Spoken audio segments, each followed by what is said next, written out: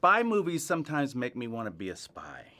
Totally. This one, I was like, yeah, I don't know, because there's a lot going on. Yeah, it definitely doesn't glamorize the spy world. I think that was what drew me to it, because I love the Mission Impossible movies and Jason Bourne and everything. I wouldn't want to make them because they've already been done.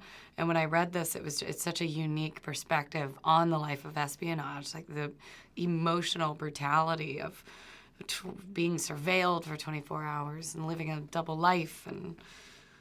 Look how productive. I mean, we really did that. But I'm curious about what it is that makes us want to fantasize about being spies. Because I had a big fantasy about being a spy when I was a kid.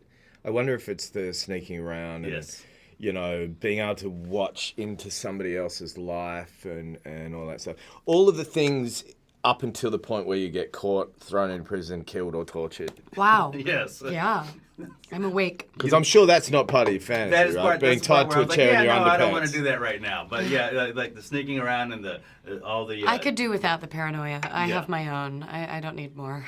Yeah, and I think that's one of the things that Francis sort of has captured well in this movie is just the anxiety and that tension of the life that Jen's talking about, of constantly being surveilled. And our relationship is interesting because I was interested in talking to Jason Matthews, who was an ex-CIA officer, and his wife. Who wrote the original book. Because on the one hand, you can't really be with somebody who's not in the same world because it's so unique and secretive. But then it's like, a thief can't trust another thief. And that's one of the interesting things about our relationship in the movie. It was fascinating, Dominika, your character. I thought, I don't know if I trust her. Is she You telling shouldn't. the truth right now? I don't either. I'm the lead of the movie, and I have no idea where her allegiances lie. They have to make another one. You talked about the emotional kind of aspect of it, but the physical aspect is pretty real as well. How was that for you guys? I mean, I think we mostly had fun during the fight scenes. The ballet, once I got the ballet over with, I was like, whew, I was happy. But yeah, I think there's certain physical things that you can't fake. For Jen having to go through months of training, it's sort of more about the poise and the posture. You can't fake that stuff. Fights are kind of cool because you can kind of make them up as you're going along on the day. And they hit that point where it's like no acting required because you're just trying to scramble for a thing or do the thing or try and wrestle free of a chair. That's different than the skills that you also have to learn. sprinted through a cemetery for 12 hours, like in the middle of the night.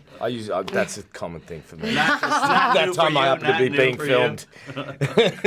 Where's Joel? He's sprinting in a cemetery. Yeah, I have this body snatching sort of sideline business. Anyway. In this movie, you're very exposed, literally. Like, how do you wrap your head around that? And, I mean, you see there on the script and you go, I know that's going to happen, but... Yeah, it was really daunting. I mean, Francis and I talked about it, obviously, before I said yes to the film. He just wanted to be very blunt and open, because I knew there's no way of telling the story properly without agreeing to really do those scenes. So I had one full year of just anxiety, of just preemptive anxiety, knowing that it's coming. I didn't sleep at all the night before. And then when I finally did it, I was like, oh, that's it? The anxiety is so much worse than the reality of actually doing it. After the first take, you're like, oh, okay. Yeah, I almost got too relaxed. The crew was like, could you keep your robe on? Could you put some clothes on? Yeah, and I'm like, I'm hot.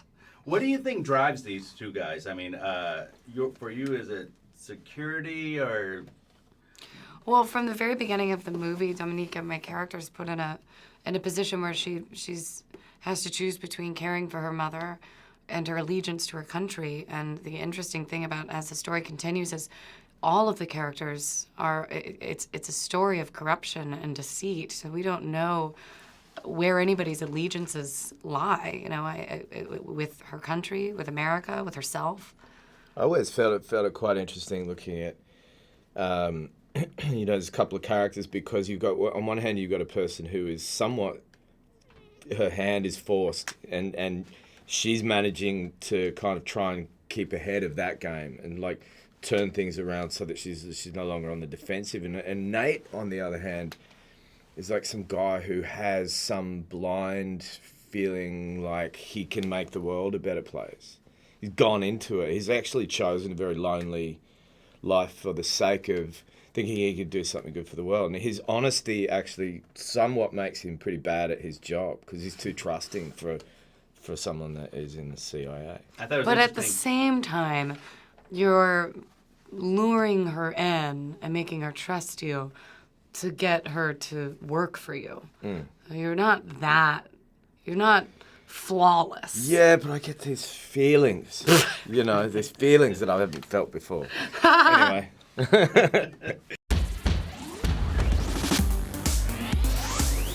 Made in Hollywood. Hey guys, thanks for checking out this video. We want to know, what would you have asked? Let us know in the comments below.